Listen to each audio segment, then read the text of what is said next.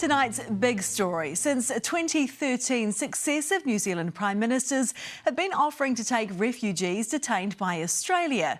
Successive Australian Prime Ministers have said thanks, but no thanks. Since then, hunger strikes, riots, hours of diplomacy, and today, a deal. For 9 years. We're grateful for New Zealand's help, and if and when it becomes necessary, obviously we'll call on it. Australia has declined New Zealand's offer to take in some of its refugees. We thank New Zealand for making that offer. We are not taking it up at this time. And all that time, genuine refugees have been locked up by Australia. Now a change of tune. Our immigration minister says they just didn't need us till now. They reached out and asked if the initial offer that was made in 2013 was still on the table. Obviously it was. And here's how that will play out. Up to 150 refugees every year for 3 years from Australia's cohort, so long as they meet our refugee quota requirements. The first arrivals should be here by the end of the year. That continues our strong reputation of making sure that we do our bit in terms of refugees.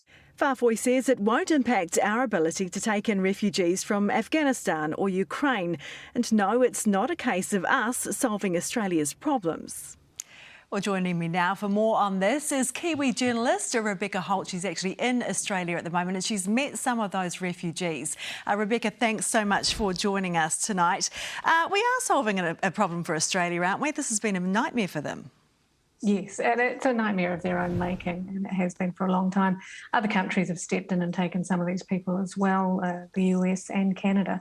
So it's an interesting bit of timing by the Australian government to accept this 9-year-old offer by New Zealand. What do you put that timing down to? I think it's very clearly related to an impending election announcement by the government. That is expected to be within the next 40 days. An election will take place, and the Liberal government, the Liberal National government, are not doing well in the polls at the moment, and the Labor Party is actually preferred party in the latest polling, and the Labor leader is actually within spitting distance of Prime Minister Morrison. So why did they hold off all this time? This problem could have been taken away from them, 9 years ago. Well, they seem to have wanted to hold on to these people as almost free, well, not free, very expensive publicity. This whole detention system cost the Australian public billions of dollars, and there's been deaths and assaults involved and really horrible conditions for the people inside these centres. But it's been highly effective in terms of convincing other people not to arrive in Australia by sea. And it's important to note, because I do notice that Minister Farfoy picked up on some of the Australian government's language, which is technically legally not correct, which is the Australian government will refer to people who arrive by sea as illegal arrivals.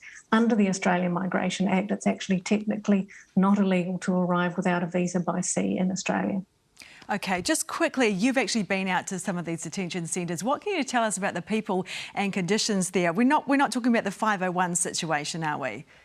No, there's the people that will potentially be accepted at 150 a year by the New Zealand government will very clearly meet a refugee criteria, which is quite stringent, and the Australian government will have had plenty of time, because a lot of them have been detained for 9 years, to do security checks on them and can simply hand that information over.